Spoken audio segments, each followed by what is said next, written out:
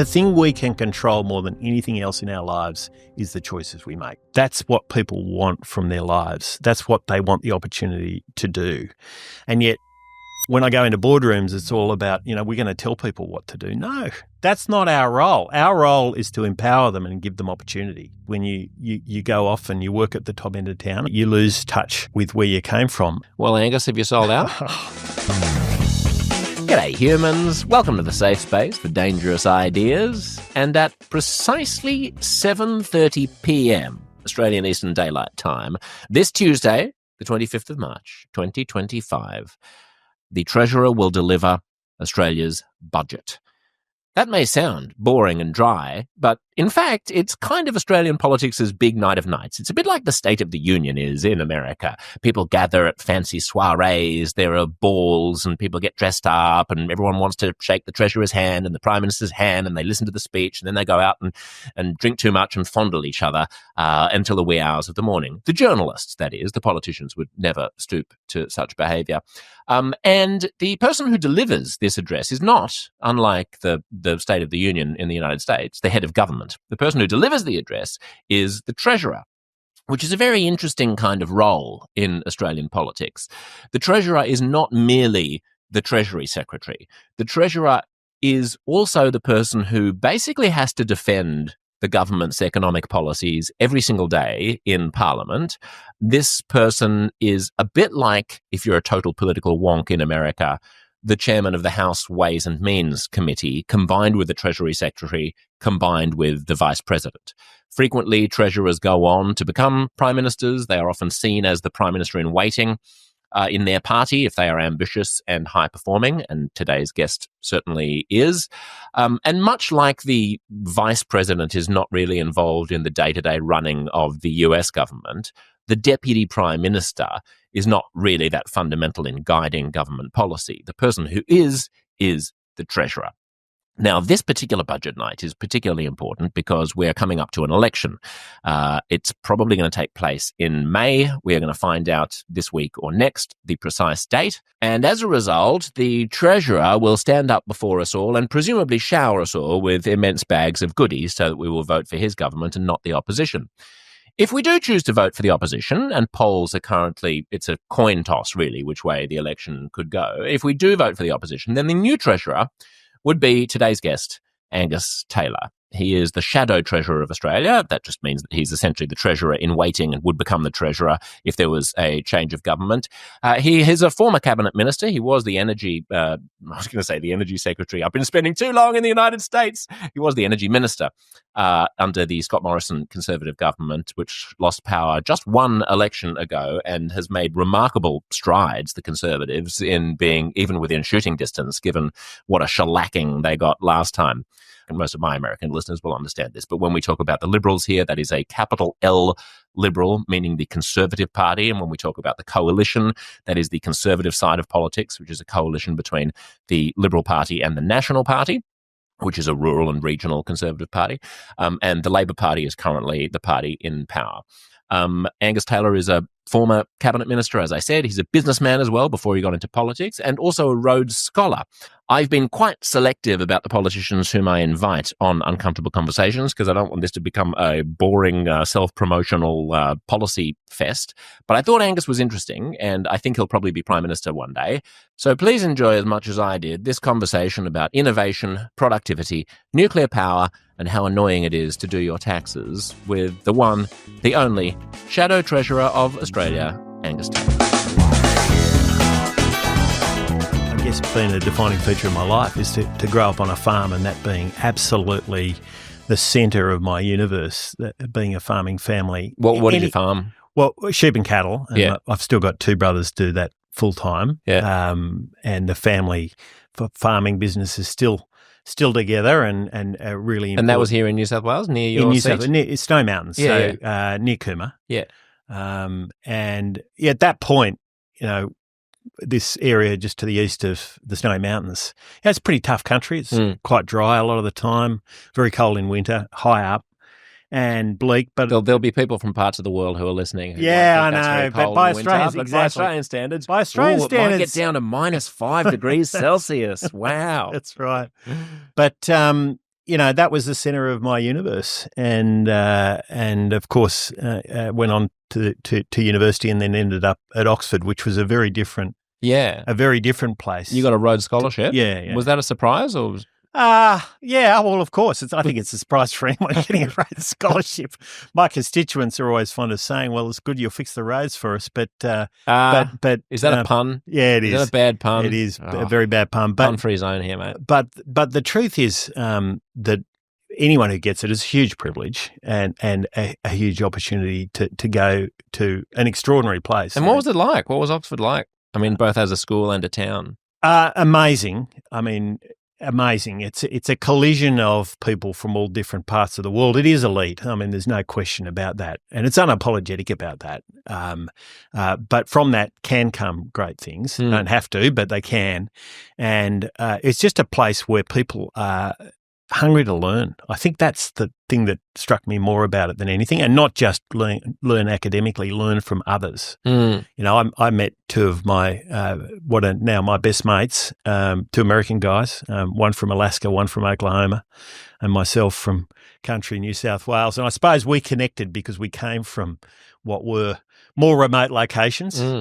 And they've been friends for life, and we all shared that growing up and learning together, which I think is an amazing thing. It's all part of being human. And when you say that it was unapologetically elite in a good way, what do you make of the rebellion against elites that's happening at the moment? I mean, both in the Make America Great Again movement, populism in Europe. Are you an elitist? Well, look, the truth is when you go to a place like Oxford, it's a huge privilege, and with it comes a huge responsibility. And I'm not sure that everyone who has that privilege lives up to that responsibility. I think this is a very real issue, and I see it. Remember, growing up in a country town, I live out in regional New South Wales near Goulburn now. I have an electorate that is out of suburban and regional. I feel very acutely that you have a huge responsibility if you've been given a privilege like I was given. And I'm not sure everyone lives that. And I understand the deep skepticism towards leadership across the world now, whether it's leadership in politics or leadership in media, leadership in business. There's a lot of skepticism. And I think that's because not everybody has accepted the responsibility that comes with the privilege of those roles. I mean, it might be partly that. It might be partly because people are deranged by social media and they're expecting more of elites than elites can deliver. It might be a combination. No, I think it's very easy when you're sitting around in boardrooms or you're sitting around a cabinet table or you're sitting around in the elite suites of the media world. I like that you point at me when you say the elite suites of the media world. I'm not pointing this is the... But it's very easy, I think, to become disconnected. And I think people sense that. I mean, there's no question that the change in the media has meant there's more questioning of leadership than there was in the era of mass media, and that's to be expected. But I do think there's something beneath that, which is about people who have privilege taking responsibility. And I'm not sure that's always been true. But now you've got a phenomenon where you have the richest person in the world and, other very, very privileged people who would ordinarily be perceived as part of the elite running campaigns which are intentionally anti-elitist campaigns, right? It's like, we're going to come in and smash up the elite institutions. How do you balance that? I mean, you're a part of a Conservative Party which has to balance both the interests of, for want of a better word, the top end of town, the economically responsible kind of contingent of coalition voters, with a sort of populist, socially conservative, anti-incumbent, anti-institutional, anti-elitist wing of the party. And you're a Rhodes Scholar. Well, look, I think the truth is that Australians and Americans, for that matter, are open to being led by people who have great privilege and have had great privilege, as long as they understand the responsibility involved in that. And the day they're perceived to no longer being accountable to or listening to Middle Australia, for want of a better expression, or Middle America, is the day when they lose that privilege. And I think that is completely understandable. I get that. Coming from where I came from, I mean, around our kitchen table growing up, there was deep skepticism of big government and big companies anything big, really. Yeah.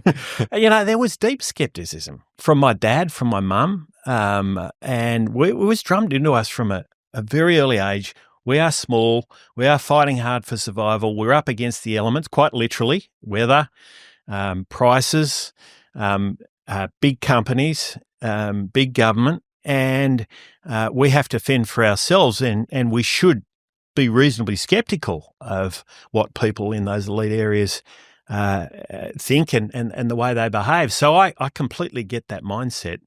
Of course, in some ways I crossed the divide. And then went to Oxford and worked. Yeah. So why didn't you become a lefty? If the world, honestly, if the worldview is like little guy against the big powerful forces, right, and empowering the little guy, sounds very left wing. Well, it doesn't have to be, because the resolution of that for me is that the little guy is empowered, takes responsibility for their life, for their business, for the opportunities and aspirations they have, and gets on with it. And that's when the great victories happen. I mean, I saw that in my own life growing up. I saw that in the battles my parents had in giving us the opportunities we had. And I never could have gone to Oxford or done anything I did without having unbelievable parents. And I saw the power of a small group of people who weren't from the big end of town, taking responsibility and being empowered. And I think they're the greatest victories in life. And I see this. I mean, I don't compare myself with J.D. Vance, but I look at a guy who came from the background he did, and how he went and went to Yale and worked in the US military, and obviously is now the Vice President of America. I mean, the thing that I think is so powerful about that is he understands, and you can see it in the way he talks and acts and behaves, that he understands where he's come from and the importance of keeping sight of that. Yeah. I mean, there is a criticism of him that he sort of has thrown under the bus the cohort of people that he came up with, that it's like, in Hillbilly Elegy, there's a love, but also it's all their own fault that they're such fuck-ups, and if only they had pulled themselves up by their bootstraps the way that I have, then they could have all gone to Yale, which some people find unseemly or ungrateful about the ability of the few people who can get out of shitholes to get out of them. I mean, look, I'm not going to get into a character analysis of J.D. Vance, but in your experience. I mean, I did read that book, and I didn't have that very early on. So after it was published. Yeah, in fact, my mate from Oklahoma, who's a Democrat, Democrat, interestingly, lifelong Democrat, he suggested to me that I read Hillbilly Elegy soon after. Was this right after Trump was elected? Yeah, it was soon after Trump. This was a moment where we were all sort of scratching our heads, and that was the go-to. So I read it, book. right? Yeah. And I didn't read it the way you described, but I can understand the mindset that what happens is when you go off and you work at the top end of town, and I've had the privilege of doing that, that you lose touch with where you came from. Every time I go home to Nimidabel, which was the town where I grew up, tiny little town in the Snowy Mountains south of Canberra, Dad, my mum died when I was reasonably young, but Dad would always, every time I'd sort of walk into the kitchen, the fire was going, and there was always this skepticism, have you sold out? There was always this undertone in the first conversation I'd have with him whenever I got back home, whether it was at Easter time or Christmas time, have you sold out? That was, I think that's an important question to be constantly asking yourself. And I do. I mean, I think it is important to dance with those who brought you to the party. Well, Angus, have you sold out? I don't think so. I mean, I seek to fight for the very values and people that I think are central to what has made Australia the great nation it is today. I mean, I think we are the most unbelievable country on earth. I don't think we always realise our potential, but I do think we are an extraordinary nation, but we're only that because of the people who have made us that. And I think it's those hardworking people who often, small businesses, often, not empowered at the big end of town, who have gone on and done unbelievable things. This is what I've learned as a local member of parliament. I mean, it's just the incredible people doing incredible things all across this country. And it's exciting when you see that. It's the thing my wife always says to me when I've been out in my electorate talking to people doing community groups or small business or whatever it is. I get home and she says, "You're always happier after you've been out there doing Is that that stuff." right? Yeah. And I think it's because you remember what it is that has made this nation great and why you're doing what you're doing. And so it is important to remind yourself. I didn't realise that your grandfather was the boss of the Snowy River, like an engineer himself. Was that right? Yeah, he was a family law. Yeah. So he's a civil engineer. Yeah, fought in the First World War. Was badly wounded at the Ballabully Court, and then went on to being a civil engineer, working in dams in Scotland, New Zealand, and then ultimately in Australia. He was a South Island New Zealander. Right. Fabulous. And my maternal grandparents are Kiwis as well. Yeah. So I mean, look. So basically, he was in charge of the most important energy and infrastructure project of the 20th century in Australia. Would he be proud of the coalition's record on energy and infrastructure between 2013 and 2022? I've never said this to anyone, but I tell you what he would be proudest of all is that we're going down the nuclear path. So he had a vision way back in the 50s that what you needed was a combination of what Snowy could provide, which was on-demand power at times when it was really needed, not 24 hours a day, but when it was really needed. You could combine that with baseload atomic energy, as they called it back in those days. And that was his view about where the energy system needed to go over time. It was a widely held view, by the way. You read the science fiction of the 50s and everything set in the 21st century is entirely powered by nuclear. But hasn't technology around renewables made that largely a fiction of the past? Well, I don't think so, because you still need baseload power, and renewables, whilst they can play a role in your system, and particularly, say, household solar can keep your lights on during the day and into the evening, particularly if you stick a battery on them, they can play a role. But that baseload power that's critical for manufacturing, for data centres increasingly, I think it's much harder for renewables to play that role. And it was that mix that he saw way back when. In fact, when I was Energy Minister, I dug out articles from speeches he'd made back in the 50s and 60s where he talked about exactly this. That's where the system needed to go over time. So I think he'd be pleased that we're going in that direction. Was this something you were flagging as Energy Minister? Were there conversations about it back then, or is this something that's happened in this term of government? Well, obviously the big move we made when we were in government was on AUKUS. And so that was a big move. Yeah, but that's not an energy move. Well, except that it was nuclear. And we have to remember, at that time, the notion of nuclear even being part of this country beyond Lucas Heights. Powering a military submarine is different from powering a town. Well, it's much less different these days than it used to be. I mean, that's what small modular reactors are. They're the same thing. That's what a nuclear submarine is powered by a small modular reactor. Yeah. And so increasingly we're seeing convergence between I get it, but I'm just interested in the genesis of where the nuclear thing comes. I mean, I've said many times, I admire the courage that it takes for a party to actually, decide on something that isn't necessarily hugely popular and say we're going to have the faith in it to be able to sell it to the Australian people. At the same time, it feels a bit random to some people. Some people are like, well, hang on, where did this come from? They were in power for quite a long time. You were the energy minister. Where was it back then? Well, I mean, as I say, you got to take people on a journey. And I think an important part of that journey was AUKUS, accepting nuclear submarines on our coastlines, in our ports, on a regular basis as part of our energy, our defence system. I think that had to happen. I think that was a prerequisite. Whether that would ultimately lead to us going forward with a nuclear policy, we didn't know at the time. That wasn't a decision. But you could have a nuclear policy without AUKUS, and you could have AUKUS without a nuclear policy. But I think it was a natural progression. Right. Okay. And as I say, it wasn't an orchestrated plan, but it certainly has turned out that I think that was the journey Australians needed to go on. So it's not something that you were pushing for as Energy Minister? No, it was something that I thought was a technology that needed over time to be part of the mix, but when that might happen, whether it was even going to be in my lifetime was not clear to me. Right. And it certainly wasn't part of the plan. But But I think it was a natural progression in the end from where we were when we were in government. I mean, these things are journeys, and I think our energy system has not always been a happy journey in recent years.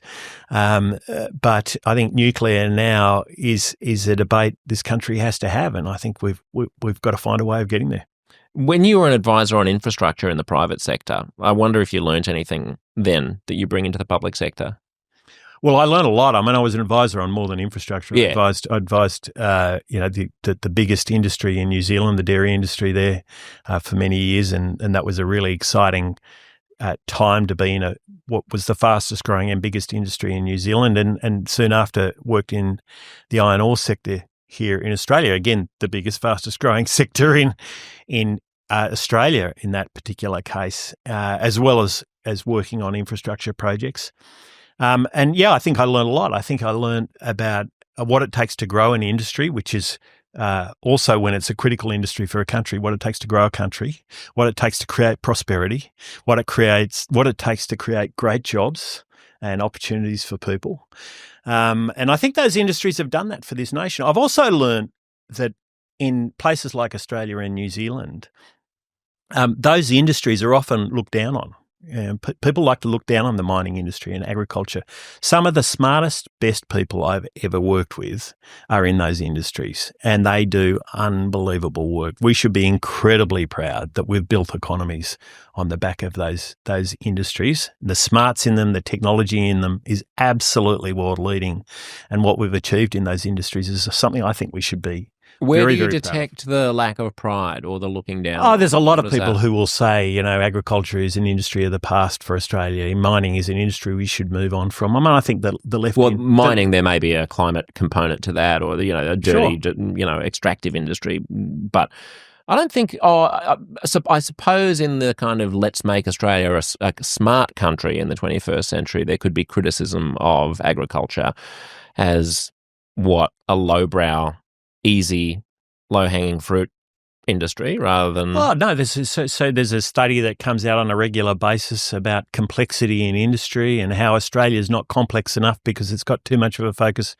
on agriculture and mining, and a number of the media channels, every time that comes out, they run it and say, gee, we're not complex enough. Why aren't we outside of these industries? I mean, I think that's nuts. I mean, these are amazing industries with amazing people, and they've been a backbone of the country. I think there's also a green left attack going on those industries, which you mentioned, including agriculture. I mean, I see that in agriculture regularly, and we're seeing that now with a push to force through the banks very detailed emissions disclosures from farmers. I mean, how's a farmer going to count the methane coming from a cow? I mean, this stuff is nuts. But that's the push that's going on at the moment. I see. And I think there's a sense that nice, clean, white-collar industries are what we should be focused on. I mean, they're an important part of what we do in this country, but we should celebrate these resource and primary industries as well. Yeah, right. If the coalition had won the last election and if you'd gotten inflation to where it is today from where it was in 2022, without a recession and without a major increase in unemployment or a decline in employment, would you be crowing about it?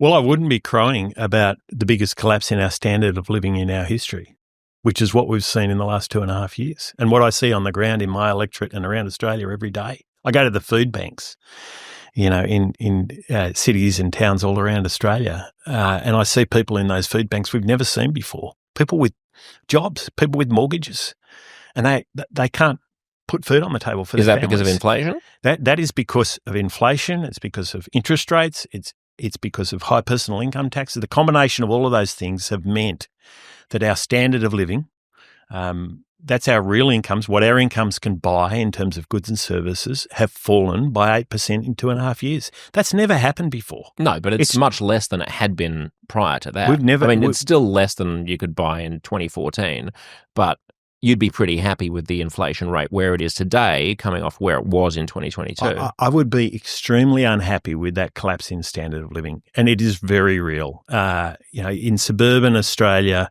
where people have got big mortgages, it is diabolical what they're facing at the moment. And if you're a young Australian family wanting to buy a home, you're just looking at it saying, I give up hope. I mean, how can I have a reasonable lifestyle and buy a home and pay the mortgage and do all that I've got? Maybe I'm trying to start a business and build a business. I mean, what chance have you got?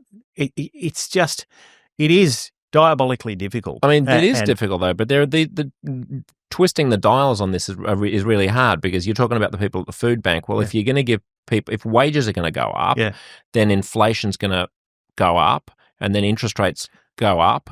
So as treasurer, you have to be fiddling with all of these knobs, each of which impacts the other one. It's not, you're living in a fantasy world, obviously, if you want high wages, low inflation, low interest rates, high growth. Let me challenge that. The one thing that can break that compromise, that can break that trade-off, is a thing we don't like to talk about. It is productivity, innovation. It's actually, people say, productivity, that sounds terrible. It means I have to work harder. No, it's the exact opposite. In the last 2.5 years in this country, we've got to work 6% more than we did 2.5 years ago to produce the same. That's a collapse in labour productivity of 6%, which is very close to the collapse in standard of living. Any economist will tell you productivity, standard of living, they're going to be very, very correlated. They always are. And so we have seen this situation where our economy is broken. It's not working for people. It's not working to ensure that people can dream about owning a home and do it, that they can dream about starting a business and building a business, and they do it. I mean, that's what I grew up with. I grew up in a world, I used to we'd sit on a horse for days on end, chasing sheep around paddocks with blokes who were in their 30s or 40s, didn't have a degree, might have had a wool classing certificate or something. And, when I was young, they lived a pretty frugal lifestyle. They had to.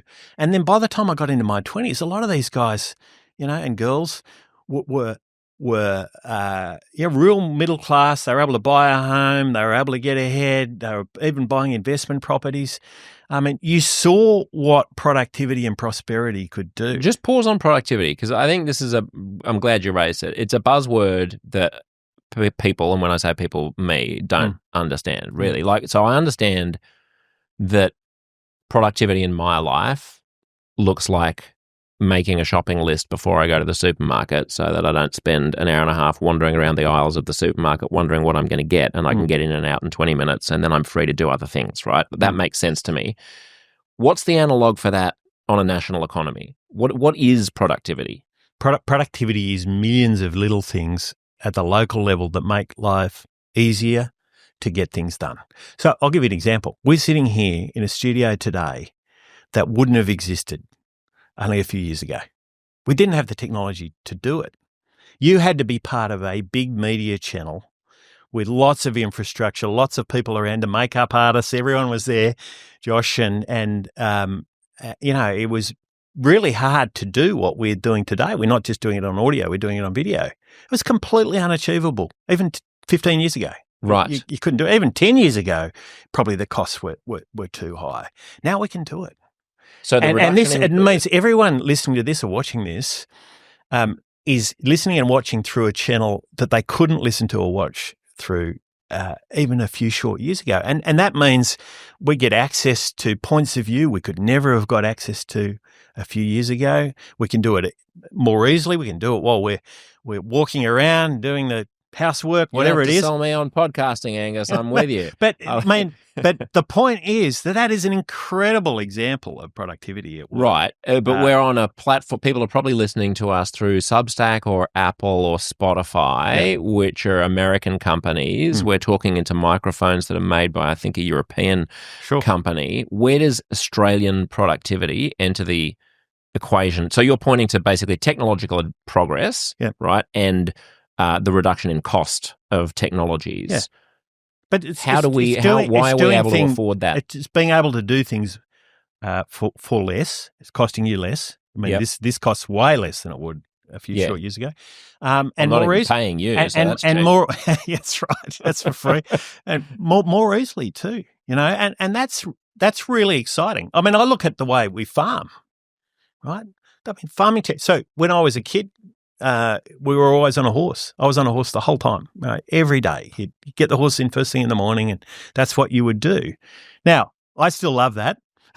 It's part of my heritage. Sounds very romantic, very Aussie. I don't give it up easily. But now, we're able to use four-wheel motorbikes and other vehicles, and they've got their downsides, but you can get the job done much faster. It's made it easier. And that's a good thing. There's things we regret when these things change, obviously, but it's meant you can get. So, is the easiest way to get greater productivity out of the economy to improve the technological sophistication of supply chains and industries, or at the end of the day, a lot of it is about getting government and other barriers out of the way. I mean, a lot of what stops people from being their best and realising the most from their lives is the barriers around them. I mean, trying to start a business in this day and age, the red tape you are hit with, trying to run a business. If you've got 20 employees, 5 employees, you feel like you need a PhD in industrial relations law to do it, as well as occupational health and safety, environment, every other bit of compliance you've got to do. I've got to say, tax, exactly. The biggest stress actually, as the director of a small business, a small media company myself, is GST compliance and the business activity statement, which was a coalition introduction like that. It is just and the amount of the opportunity cost of the money that you have to pay to an accountant to make sure that all your affairs are in order, and then you still worry about, have I got it right? Well, exactly, that's right. And have I got this bit wrong? And you agonise over things. I know I've done. I mean, I've filled out a BAS many times, and it is. You're right. So making it easier to start a business, making it easier to build a business, making it easier to own a home, making it easier to get your job done during the day. I mean, this is how we've got to the level of prosperity we have as a country today. The incredible things that we have in this country that we take for granted have been made possible by that. And it's not all positive. There's negatives that can come along with that. But at the end of the day, we've got to encourage this. This is how we can ensure that younger Australians get the opportunities that I've had in my life. When you think about improving productivity, could you jot on the back of a napkin 3 things that you want to do in the first 100 days as treasurer that would achieve it? Yeah, I could. And go for it. Right at the top of that list is saying to our regulators in this country that ministers have control over, it's your job not to make life harder for Australians, but to make life better for Australians. That's your job. So when you make life hard for a small business, you make life hard for somebody in your job, make sure you're doing it for a very, very good reason. Do you need to get rid of people in order to change that culture? Well, I think... Sounds a bit doji. Well, you can describe it whatever way you want. I mean, doji is about government efficiency, of course. This is about efficiency or having a better economy and making sure government doesn't overreach. Yeah, but you're talking about changing the culture of regulators so that they're less punitive, I suppose. Yeah, exactly. I think that's incredibly important. Look, we've come through an era where the regulators and regulation by government has been really in our face. COVID did that, and there were reasons for that, and that's its own debate. But what's important now is that regulators don't produce our prosperity. They don't produce. They don't put us in this position where Australians can realise their aspirations. Okay, and so step one is that's I think regulators reassess right at the top of the list. Yep. I think we do have to make sure there's not waste in government spending. I think that is incredibly important because not only is excessive government spending or overreach a cost to the taxpayer, and we all pay for that. It is also doing things that can overreach with businesses and the economy more generally. So we've got to make sure. Are there any particular things that you'd cut? I mean, I assume that you think that reducing the deficit is important. Yeah. And you're probably not going to want to raise taxes, I assume. Yeah. Is there a particular area of spending that you would do to address the deficit?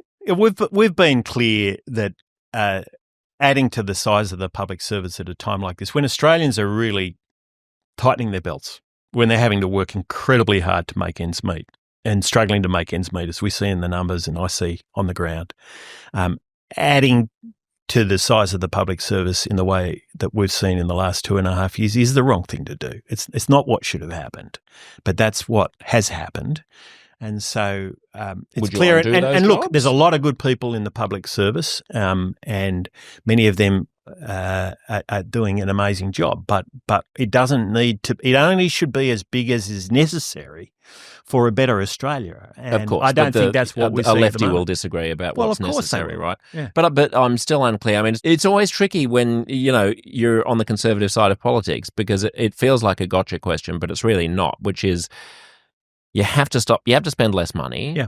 Putting aside waste and fraud and abuse and stuff like that, which is important. But we know will be pennies. Like, it's not going to be masses and masses of money. It's not going to change the balance of the deficit one way or another. Is there an area of spending that's particularly ripe? Well, I think I've named one, but I'll keep going if you like down the list. So you mentioned that you wouldn't increase hiring in the public service. Yeah, that's fine. That'll stop the increase, but it won't. No, we've also said the public service needs to be smaller, and we'll put out the numbers in the lead up to the election. We don't even know when the election's going to be. No, sure, just yet. But we'll put out those numbers in the lead up. But look, there's a whole range of areas we've opposed Labor's spending, not in essential services. We understand the role of essential services in Australians' lives, but many other areas where we've opposed Labor's spending in the last 2.5 years, over $100 billion worth. So we don't think now is a time where we should be building power lines across, tens of thousands of kilometres of beautiful rural land, when in fact we think that there's a better solution for our energy system. We don't think now is the time to be trying to solve a manufacturing crisis, which we have in this country, by giving big subsidies to manufacturers. Make it easier for manufacturers to do business. Give them faster approvals. Make sure that they've got an energy system that is affordable. That's the way. Getting the fundamentals right is the way to have a good manufacturing sector in this country, not giving them subsidies. So we've come out hard against many of those measures. And all of this, if you step back from it, it's saying, look, this country has got to where it has because of the incredible work of people all across our country, all across our economy, doing unbelievable things. Empower them. Don't empower government. Empower them to get on and do their jobs and to build their businesses and do amazing things. And they will, because they always have. We've got to have faith in the Australian people. As one of the examples of the heavy hand of government intrusion, you just mentioned COVID. Did we go too far in hindsight?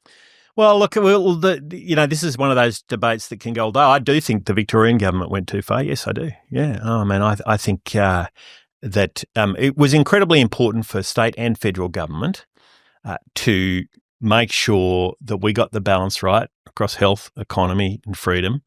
And I do think it was a hard call to make. I was sitting around the cabinet table at the federal level during that. Were you in Canberra or were you in your electorate during most both. of the... Yeah, right. And mercifully, in my part of the electorate, which was country New South Wales, we didn't notice much in the way of restrictions. The New South Wales government was pretty good. They got a bit more aggressive towards the end in parts of Sydney, but they were pretty good. And I assume you could drive to Canberra. We weren't overly constrained, so I could drive to Canberra and I could get around my hometown of Goulburn, it was pretty good. But I did come down to Melbourne at times, and I got to say that I thought there was overreach going on, and a lot of people did. But look, it was a hard balance to get right at the time, and I think the most important thing now is make sure we learn from it and make sure that if something else comes look, it's a good question, Josh. I think there's still more to learn from it. I'm surprised we haven't had a commission or something, like just to sort of lay it all on the table and go, okay, well, when it happens next time, we're not going to do this or we will do that. Will there be state border closures or not? There's still a lot of disagreement about whether or not that's a legitimate chess move the next time around. Yeah, well, and I think it's still maybe too raw in people's minds to get an objective assessment of what was done well and what wasn't done well and what we could do better next time. I think that you're starting to see more objective assessments of it. It's one of those things where even when I think of it now, Jeff, I don't want to think about it. No, it's like, amazing, isn't it? I want to put it in the past and just say, we're done with that. Yeah. I think a lot of people feel that My way. brother's a psychologist, and he did say to me last year, isn't it amazing how little people talk about the most traumatizing thing that has happened to our society, in our lives? When was the last time someone talked to you about their actual experience of COVID? We do not talk about it. It is absolutely we talk about it in intellectual ways, like policy ways, to human rights and like the vaccines and all that sort of stuff. But I thought it was a really insightful thing. We don't talk about this 2-year grinding experience of loneliness and frustration and, I don't emotional roller coasters. I think we find it painful to talk about it. I find it reasonably painful. Obviously. I have to say. I mean, even though it was pretty good where I was, but, I had 4 kids and they were at home, and I think it was very tough for them, much tougher for them than it was for my wife and me. Were they of school age? Yeah, school and uni, a mix. Yeah, right. And 2 at school at the time. And did they go into homeschooling? Yeah, so they were at home, and there were positive elements of that, which is we saw more of them. But on the other hand, I think it was tough for them, and I think that's part of the reason that we don't talk about it is people want to look forward, not backwards. Yeah. And what was your relationship to the Prime Minister and the Treasurer during all those days? Like, how much communication was there? A lot. I mean, there had to be. We were in constant communication. And it wasn't easy to communicate, by the way. I mean, quite literally. We didn't know what Zoom was in 2019. Yeah, and you can't have cabinet meetings on Zoom. Right, for obvious reasons. Yeah. Josh. So, but we talked a lot, and we had to. So, what do you do? Is there a secure piece of software that the Israelis have built or something which you can actually, use? The interesting thing is that some of the very best technology for this now is built in Australia. Is that right? Yeah, and this is, again, we don't give ourselves enough credit for what we do when it comes to technology and innovation as a country. Some of the very best security technology in the world comes out of Australia, and we were using that and other things, and I think that was an important part of making sure that we stayed in communication. But look, as I say, it was one of those time periods that people really want to move on. Yeah. How did you end up feeling about Scott Morrison and the whole portfolios and everything, like after his decline? Oh, look, I had a really wonderful working relationship with Scott. I respected him. I'd like to think he respected me and let me get on with my job, which he did. And we did get on with it. I mean, we had a huge number of issues to deal with. And, we faced the prospect of every truck in Australia grinding to a halt in Christmas of 2021, at the end of 2021, and just working through how we would make sure that we could deal with that. These were very practical issues we're facing day to day. People who couldn't pay their energy bills, we were dealing with that day to day. It was here and now and in front of us. And it was incredibly difficult to get out of that morass and to think further ahead because we were having to deal with the day-to-day. But my relationship with Scott through that and Josh through that was strong and positive, and I found them wonderful to work with. Did the election take you by surprise? Look, I knew it was going to be a tough election as we went into it, and it was a tough election. And I think Australians... there had been a lot of pain over that last couple of years. And if you look at incumbent governments and incumbent leaders through that period, it wasn't pretty. Around the world, not just in Australia. Well, it might go your way this time for the same reason. It's possible. Yeah, there's not many of them left, are there? No. So we're really down to the very I know. It's very hard to think of it. Do you think that's a new normal? Are we going to see an increasing cycling through governments and a greater impatience on the part of people towards governments? Like if the end game of an anti-incumbent move would be that every government only gets one term and then they get turfed out and another one comes in and then people get sick of them and then there's another one come in. Or do you think we will see another John Howard or Robert Menzies? Well, look, we are seeing shorter tenures of leadership in politics, in business, and elsewhere. I mean, that is happening. I don't think that's necessarily a good thing at all, but it's a reality because leading is, I think, harder than it's ever been. You're subject to more scrutiny. There's more different voices, and people, as I say, the decline of the mass media we were talking about a bit earlier has meant that there are more voices out there, and it's harder to please everybody.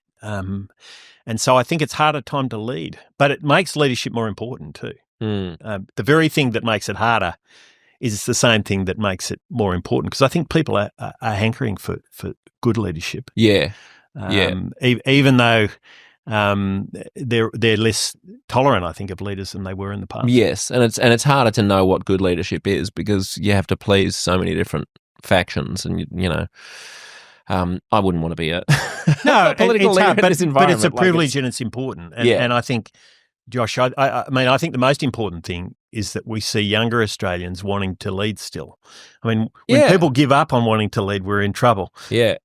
Because we need leaders and people play leadership roles in extraordinary ways. Someone who you wouldn't think of as a leader can be a real leader in their workplace, in their home, in their community. Without that leadership, we lose a huge amount. And we've had great leadership in this country at many, many different levels, not just politics. And, I just wonder if it was a different game to lead a country that was more, that shared more in common with itself than we currently do. Like, are we becoming more divided? I certainly have a sense that as we consume media from more different places, and there are upsides to this, of course. I mean, I'm a beneficiary of it in some ways, but there are more and more echo chambers, more and more divergent views. It's harder and harder for, a conservative Muslim Australian to understand a Jewish Australian, and for a transgender Australian to understand a conservative, Christian Australian. And I don't know if it's just a fiction that in the past people were able to get along more, and because they all watched the same news broadcasts, they had the same foundation of facts. But it feels more like herding cats these days. Yeah, I think there's probably some truth in that, but I think it's easy to underestimate how much common ground there is. So growing up in Cooma, the 1970s and 80s, and you talked about the Snowy scheme, so massive program, people coming from all over the world, the biggest immigration scheme that the country had ever seen. And most of those people were coming out of war-torn Europe in particular, from all sides of the war in Europe: Germans, Russians, French, Hungarians, Dutch, Austrians. You got to mention the Italians. 100%, and the Greeks. We had good cappuccinos in Cooma before any other town in Australia, right. I swear. But it was an amazing place to grow up because there was, and you know what? My grandfather would always say, he was running the scheme, and he would say, they'd get in a bar and they'd have this massive brawl and tables going everywhere, and the next day they'd be working with each other as close mates. They found common ground. And I think our challenge now as a country is to keep looking for and finding that common ground. It's the job of leaders not to divide, but to try to find ways to unite. I think there are a lot of ways we can do that as a country, but I think it is harder, but that makes it more important too, Josh. Okay, I want to do a rapid fire round. I'll just give you a word, and you give me a word, all right? So like a Rorschach test kind of thing. Right. Or you can give me a couple of words, but just have a bit of fun. So Robert Menzies. Extraordinary leader. The European Union. Bit of work to do. Josh Frydenberg. Great man. Elon Musk. Doing good work. Clover Moore. TikTok. Look, use it when you have to. Capitalism. Can deliver. Populism. People asserting themselves, we have to listen. China. a great trading partner, but we need to have a clear relationship. The Australian Labor Party.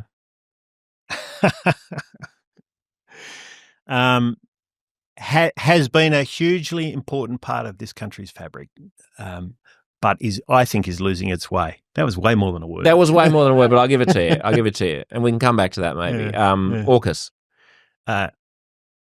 Monumental. Oxford University. A privilege. Companies that require staff to write he, him, or they, them gender pronouns in their email signatures. Haven't they got better things to do? Meat pies. Love them. Scott Morrison. Good man. Private schools. A privilege. Public schools. Amazing places. The Greens. Nah. One word. There you go. What's the best sport? You don't have to do one-word answers anymore. You can elaborate on these if you want. What's the best sport for me? For your grand emperor of the universe, for the purpose of this question, you get to snap your fingers and decree what the best sport is. Well, look, I grew up being obsessed with cricket, and I still love watching cricket. I play occasionally, badly, in the media Polly's game. You were a runner, right? You were a triathlete. But I love running. I love cycling. It's something I can still do now because it's harder to play team sport when you're a politician. Yeah. And I love cycling. So I still race. Right. Cycle racing, it's a bizarre sport. No one who hasn't done it can ever really understand how bizarre it is, because one moment you're competing with someone trying to kill them, the next moment you're working together to try and take someone else out. And so it's an amazing. And you're on a track, you mean, or are you out? Yeah, we're on the road. I prefer the road racing. Right. Yeah. But it's an incredible sport. I love it, and it combines lots of things that I enjoy. Is there any road cycling race that you would love to do that you haven't? Oh, I would Any love route? to. I would love to track around where the Tour de France goes each year, or the Giro, which is in Italy, or these like beautiful places. Yeah. But also the Tour Down Under in Australia, down in Adelaide, which I've never had the chance to It's go not. to. Come on, it's no Tour de France. Oh, I think it's amazing. I think Australia's landscapes are truly beautiful and extraordinary. We're talking about Adelaide. No offense. Adelaide Hills. I know you have to be nice to South. No. Well, right. look, you remember I grew up in country Australia. Yes, and those landscapes. It was beautiful. Yes, but Love it's barren, and it's treeless. Much of the country around there, the Monero. Yeah. And I find that intensely I love it. beautiful. I've just got back from the Eyre Peninsula. Have you been out to the sort of like west coast of the Eyre Peninsula? Is absolutely gorgeous. It's desert, very arid, running up to these crashing cliffs with azure blue seas and the rolling waves of the Southern Ocean coming in. I love it. So you are describing the beauty of Australia. It is. I am. Was the British Empire a force for good or ill on balance? Well, it did both. But it did a lot of good. And we should never underestimate the good that it has done around the world, even though many like to think that it didn't. You can go to the past. When and where do you go in your time machine? You can come back. I'm not on one words here. I can go longer. You can go longer, yeah. Where would I look? I got to be honest here. I would go back. I would go back to the time of Jesus. I just think that was the most profound moment in history for Europe and ultimately for the world. Wait, the time of Jesus in Europe, or no, the impact that it had over time. And do you think that the things that you would see on the ground would be the things as they're described in the Bible?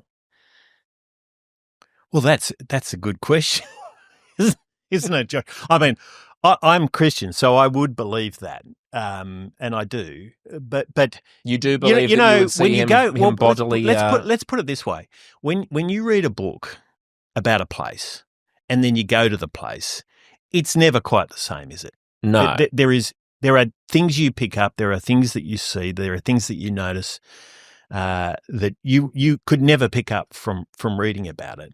And so that's why. Sure, but whether or not the Tower of Pisa is leaning exactly the way that it looked like it was in a picture is of less consequence than whether or not Jesus actually was resurrected. Like, Yes. that's important. Yeah. To your Yeah, but I think I'm not saying I'd go back to test whether Jesus was resurrected. I'd go back because I think that was such a profound time in history and the imprint that has had on the world since then. You know, I think so much of the culture that we benefit from and the rule of law and equality before the law, I mean, these things were born out of what were ultimately Judeo-Christian values. And I think understanding that is incredibly important. That's not to denigrate other cultures and well, the Greeks, other religions. were doing it a while back as well. What's that? The Greeks were doing it a while back as Sure, well. Yeah, sure. But I think Greece. that the way that those events shaped history are really incredible. And yes, so that would be the one. Okay, you'd be standing next to the crucifixion cross. Just what's the most unusual place you've ever been? Gee, that's a good question. Well, Oxford, would be right up there. We talked about it earlier. Did you travel much while you were at Oxford? Did you go to the continent? And yeah, yeah, of course. Yeah, of course, and travelled around England and Ireland, and but Oxford itself is an unusual place. I mean, you know, how many places on the planet have been around for 1,000 years as one of the leading places of learning in the world? I mean, that's pretty unusual. Yeah, it's pretty amazing. Yeah, and we talked earlier about the privilege that comes with that. Yeah. Should we colonize space? Look, right now, I don't think it's our top priority. It's Elon Musk's top priority. I think we've got much higher priorities right now to deal with in the shorter term. What about the argument that it's an insurance policy? It's not to say someone shouldn't be working on that. I mean, knock yourself out. Elon's having a crack, isn't he? You're not going to be the first person on Mars. Look, it's not something I wake up in the morning thinking about. I wake up in the morning thinking about our great nation and how it can be greater. If you rerun history 1,000 times over, in how many of those worlds are you a politician? Well, you know, I don't do parallel universes all that well because you just do time travel to. There's no point. I felt a bit like this when we were talking about COVID earlier. I kind of like to look forward, not backwards. And I am where I am, and I seek to make the most of it and make the best of it for me and others around me. Are you a fatalist, do you think? I'm not a fatalist. No, I think human choice is really fundamental. I think we make choices in our life. The thing we can control more than anything else in our lives is the choices we make. Well, then why it's very hard to control other things, but we can control our choices. And then why are you not intrigued by the idea of parallel universes and what you would be doing in those alternative universes? Because that comes down to the crux of like how much of your free choice has gotten you where you are, I suppose. Because you can agonize too much about those choices too. I make choices about what I think is right, and you know, in my role, I think about what's right for the country. I've also, over the course of my life, thought about what's right for my family and my kids and my wife, and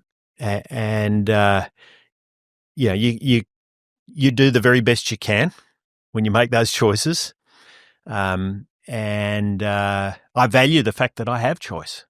You know. All humans have choice. Some have more than others. In this country, we have way more choices than almost any other humans in history and across the world. And I think that's a wonderful thing. But with those choices, I just think agonizing over them and thinking about parallel universes, you can get too caught up in that. I suppose that's why I'm not a politician. Do what you think is right. What's going to happen when you die?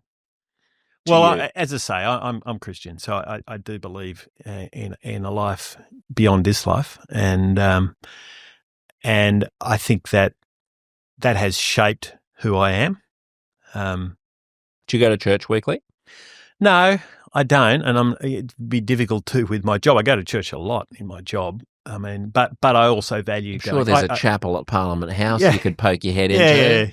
Yeah. So look, and it's an important part of who I am. I don't wear it on my sleeve like some, and I don't look down on anyone who does. I think religion shapes us if we partake in it, and Christian values were a big part of my upbringing. And I've realised as I've got older how important they are to me. But so are Christian beliefs, and so I carry them with me.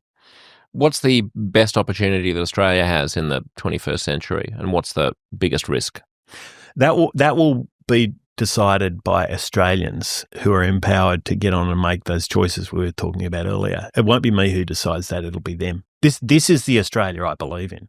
It's an Australia where people have opportunities, they can make choices, and they can realise their aspirations, and they'll shape the country.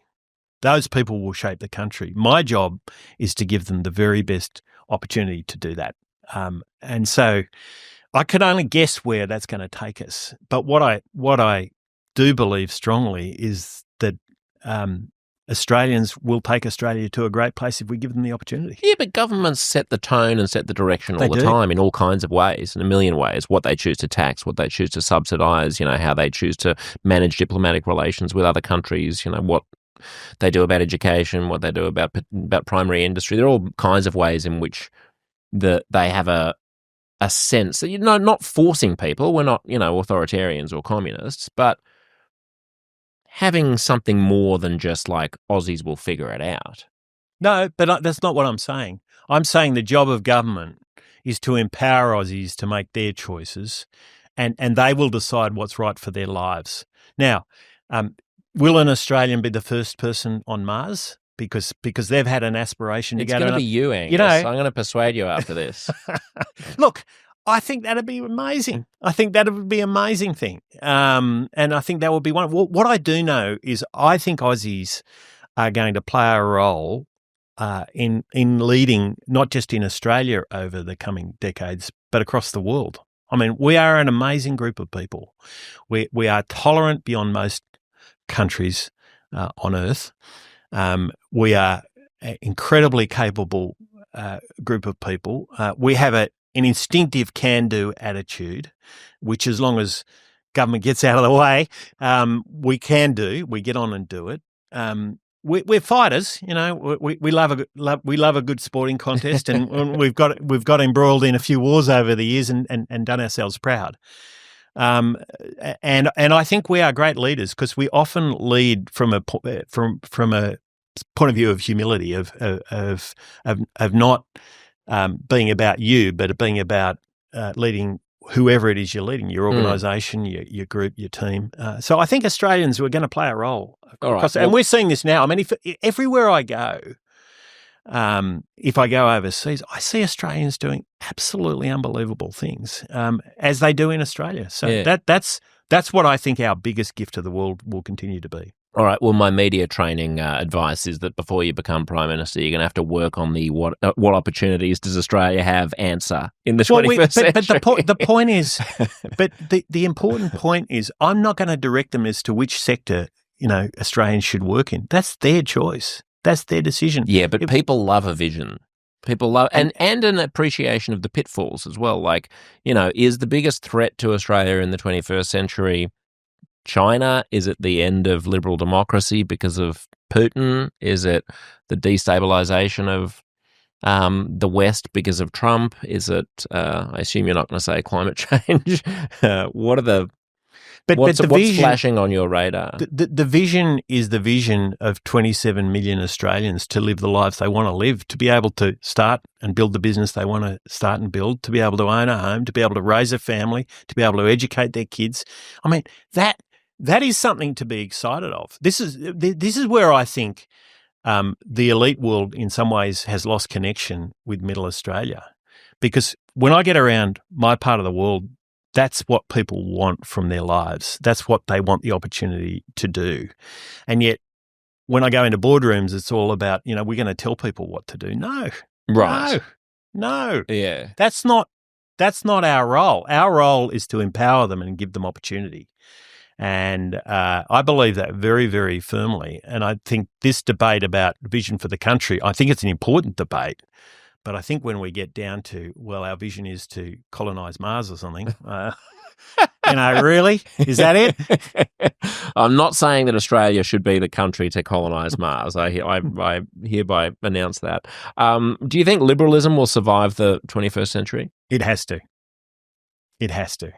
Because freedom, the rule of law, democracy, free markets, those core institutions of our society, the family,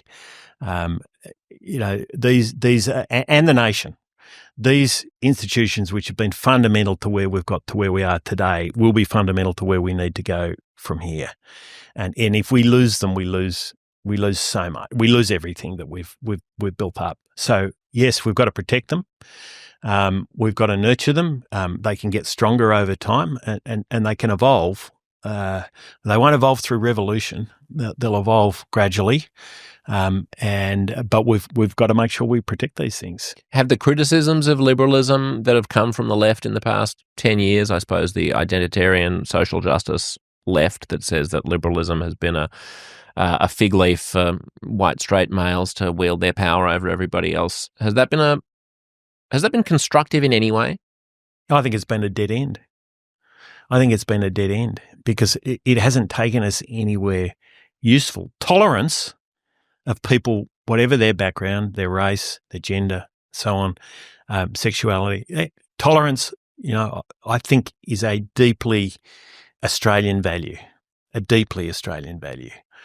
But tolerance is not the same as the dead end that we've been going down in what you just described, with suggesting that we should divide Australians based on race or other means. I mean, that's exactly the opposite of what we need right now. We talked earlier about, finding it harder to unite a nation. I mean, I agree with you. It has got harder.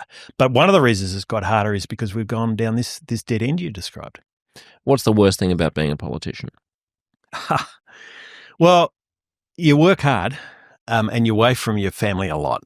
And that I think is the worst of it. And last question, what's the best? Meeting incredible people, incredible Australians wherever you go. And that gives me enormous hope, Josh. Angus Taylor, thanks for being here. Good to be with you.